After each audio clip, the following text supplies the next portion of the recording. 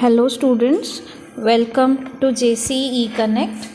Subject Engineering Geology 18 CV 36.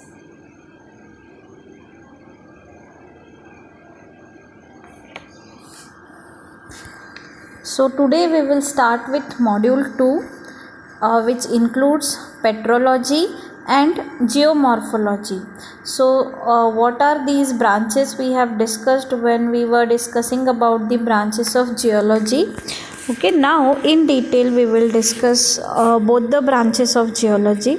So let us begin with petrology. So what is mean by petrology? So it is a Greek word. In Greek, petro stands for rock. Okay, so petrology is what? The study of rocks. Logos stands for study and petra stands for rock. Okay, so petrology is the branch of geology which deals with the study of rocks. So study of rocks means what? It deals with study of its origin, its composition, its distribution, its occurrence, then the different structures of the rocks and their relation to the geological processes and even the history of the formation of this rock. So in other words, it is the science of rocks which are composing the earth's crust, their composition, their structure, mode of formation, then how they are deposited, how they have changed over a period of time under the influence of various factors. So all these are studied under a branch called petrology.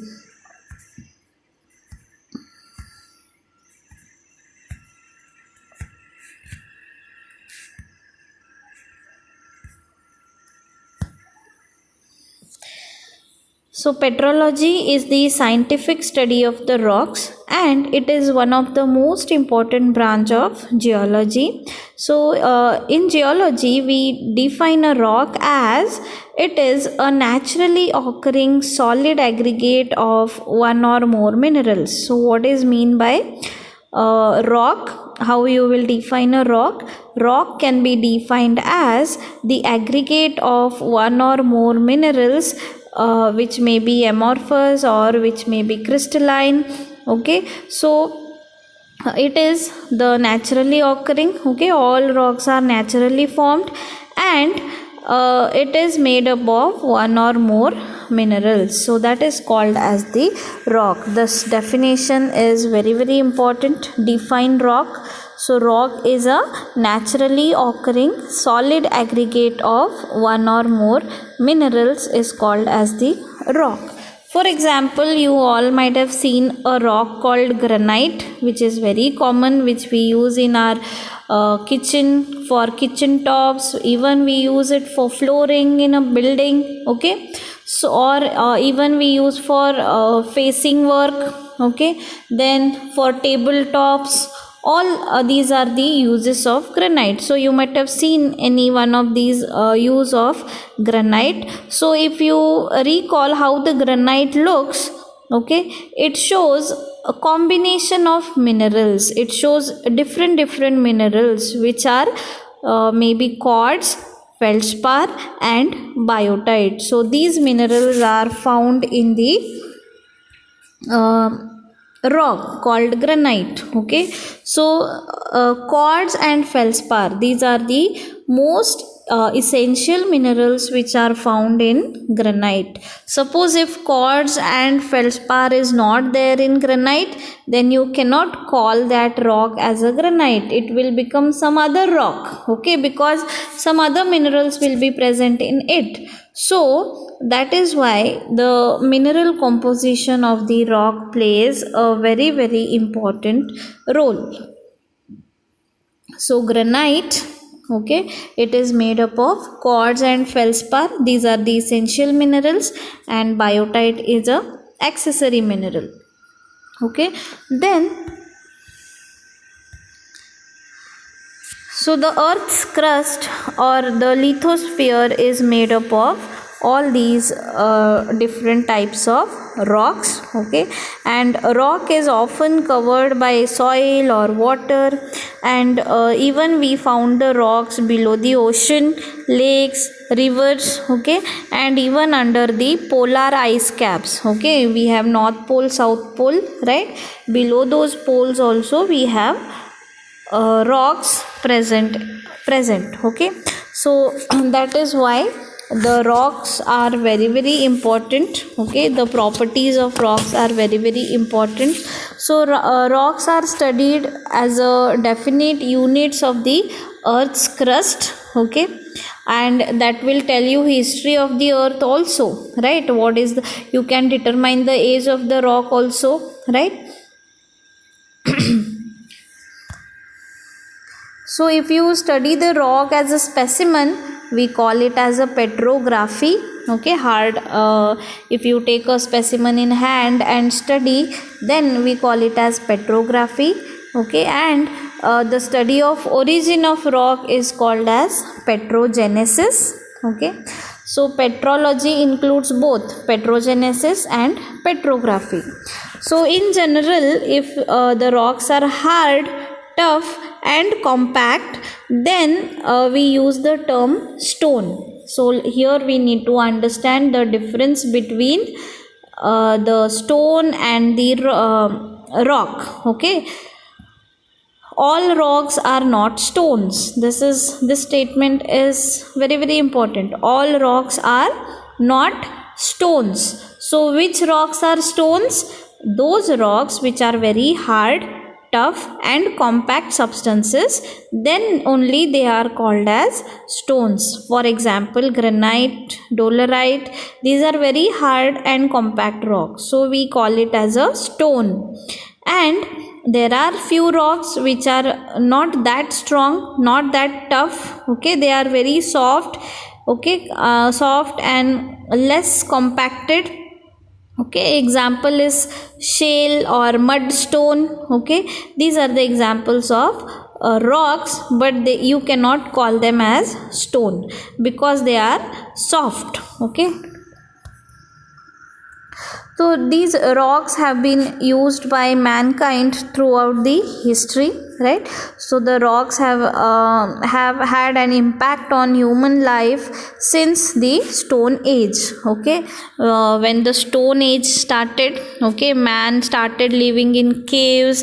Then he polished those rocks and minerals, and he used as weapons. Okay, for killing the animals and all, right? So we have a history for those stones also. So they have been used by humans over 2 million years. Okay, we are using those rocks. Then the mining of the rocks for their metals, that also has been one of the most important thing in the human advancement. As the humans are moving ahead towards the development, the mining of those rocks for different metals, okay, that is also one of the important advancement. Then let us understand the different types of rocks. Okay, we classify basically the rocks into 3 categories. Okay, one is igneous rocks, then sedimentary rocks, and the third one is metamorphic rocks. So let us understand one by one what is mean by igneous, sedimentary and metamorphic. This is very very important. Okay, they are the rocks are of 3 types. Okay, the main principal types of rocks are 3, that is igneous, sedimentary and metamorphic rocks. So what are igneous rocks? So igneous rocks are those rocks which are formed by cooling and consolidation of magma or lava. So what is magma and lava? You might have I have shown you videos in the previous classes, right? So magma is what? It is a hot, viscous, molten rock material which is present deep inside the earth, and when it comes on the surface in the form of volcanoes, we call it as a lava. So the rocks which are formed by cooling of this magma or lava, they are called as igneous rocks. So these igneous rocks are also called as primary rocks. Okay, they are primary rocks. So the word igneous, okay, the word igneous stands for very hot. Okay, hot means they are formed by very hot liquid, that is nothing but the magma. Okay, magma and lava, they both are very hot. Okay, the temperature will be more than 800 degrees centigrade. Okay, so they are hot, and because of that reason they have given name as igneous rocks. So they are usually massive, hard and compact, and they are unstratified. Unstratified matlab they are not layered rocks. Stratification is layering. Okay, when we talk about sedimentary rocks, you will understand the difference. And one more important point is igneous rocks are unfossiliferous. What is the meaning of unfossiliferous? Fossils, I hope you all know fossils. Fossils are the remains of plants and animals which are preserved in the rock. Okay, so here because they are hot, okay, there are no chances of getting preserved anything because it will get burnt, right? So these rocks are unfossiliferous, and they often occupy the veins or the cracks or the fissures which are cutting across the rocks. Okay, other rocks which are present. So these are distinguished by presence of crystalline minerals. Okay, the after cooling, this magma, okay, it looks like this. Okay, so these are the igneous rocks which are formed by cooling and consolidation of magma or lava. Then this is a monument, okay, which is constructed in the rock. Okay, so these are sedimentary rocks. Okay, the monument which is I think it is from Hampi. Okay, so this is from sedimentary rock. Sedimentary rock is what? The rock which is formed by sediments. So what are sediments? Sediments are the broken rock fragments or the loose sediments which are formed by weathering. Okay, weathering and erosion of the rocks, that is called as denudation. Denudation means weathering and erosion. Weathering means the breaking, okay, breaking of the rocks into pieces. Okay, and those broken rocks, they are broken because of various activities which are happening on the surface of the earth, and those sediments, they are carried from one place to other place, that they are transported by either wind or water, and all the sediments, they get collected into a basin. Okay, like a depression. It may be a lake or a river or a ocean. Okay, wherein all these sediments, which are broken rock fragments, they get deposited layer by layer, and that is why we call the sedimentary rocks as stratified rocks. Stratified means layered rocks. So the rocks which are formed in this way, they are called as sedimentary rocks. So these rocks, they because they form in very cool and calm environment, okay, they show the presence of fossils. Okay, if suppose if animals get died here in between the two layers, then they get preserved there. in the form of fossils. So sedimentary rocks are the best preservative of fossils. So the rocks formed in examples include the sandstone, limestone, shale. All these are the examples of sedimentary rocks. Again, based on different grain size, we have different types of rocks in the sedimentary rocks. So these are all sedimentary rocks. In the image you can see they are layered. You can see the layers. Okay, so these are the sedimentary rocks and the monument constructed in sedimentary rocks. If you want to see the monument in igneous rocks, okay, especially granite is one example. One more example is basalt.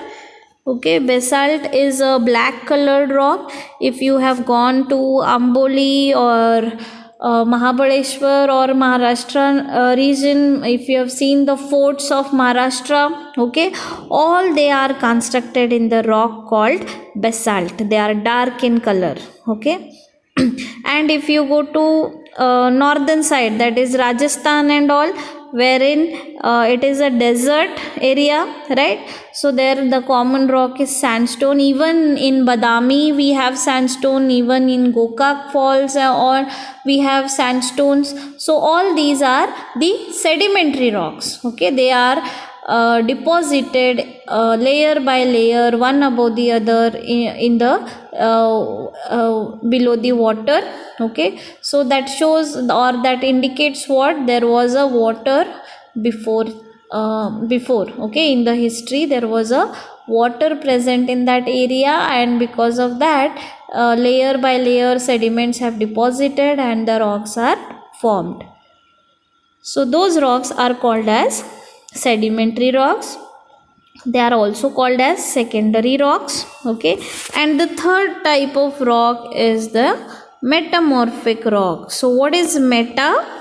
Meta stands for change. Okay, and morph stands for the form. Okay, so change in the form of the pre-existing rock, that is called as the metamorphic rock. So meta stands for change and morph is the form.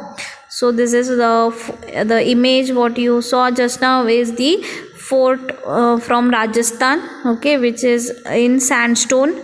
Sandstone is a sedimentary rock. Now we'll move on to metamorphic rock. So metamorphic, as I told you, meta stands for change. Okay, meta means change and morph is the form. So change in the form of the pre-existing rock, that is called as the metamorphic rock, the new rock which is formed. So metamorphic rocks are formed by alteration of pre-existing rocks. Pre-existing means the rocks which are already existing on the earth. It may be igneous rock, it may be a sedimentary, or it may be a metamorphic rock which is already existing, and deep within the earth it is existing, and because of the effect of the temperature, or you can call it as a heat, okay, temperature, then pressure, okay, and some chemically active fluids. Okay, these are the three agents of metamorphism, and the process is called as metamorphism because of the action of temperature, pressure and chemically active fluids. The rocks will change their form. Okay, that is called as the new rock which is formed after changing its original structure, that is called as the metamorphic rock. For example, granite, I give you the example of granite.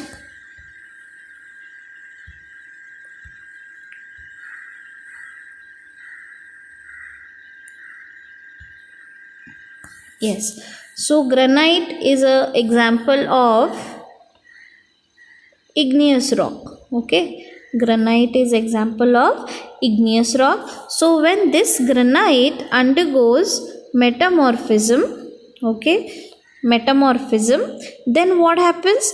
It converts into a new rock that we call it as gneiss. Here G is silent, okay.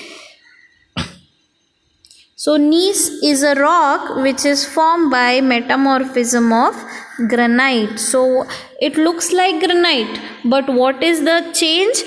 It forms the alternate bands of dark and light colored minerals, as you can see in the image, right? There are alternate light color mineral, then dark color, and again light color, again dark color, again light color mineral, right? So here this is the change which has happened in the granite because of the effect of temperature and pressure which the rock has undergone. So one more example I would like to give is limestone. Okay, limestone is a sedimentary rock. Okay, when this limestone undergoes metamorphism, it converts into a rock called marble. Okay, marble is a metamorphic rock which is formed by the metamorphism of limestone. So limestone, when it undergoes metamorphism, it converts into marble. So marble is a metamorphic rock. So the best example is this Taj Mahal, right? Taj Mahal is constructed in marble, right? So limestone, when it undergoes metamorphism, it converts into marble. So this marble is a very good quality of marble called Makrana marble, okay, in which the monument is constructed. So these are the three types of rocks: igneous, sedimentary, and metamorphic rocks. So here is the rock cycle.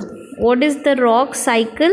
It shows the relationship or interrelationship between all these three types of rocks: igneous, sedimentary, and the metamorphic rock. So how it starts, how it begins with?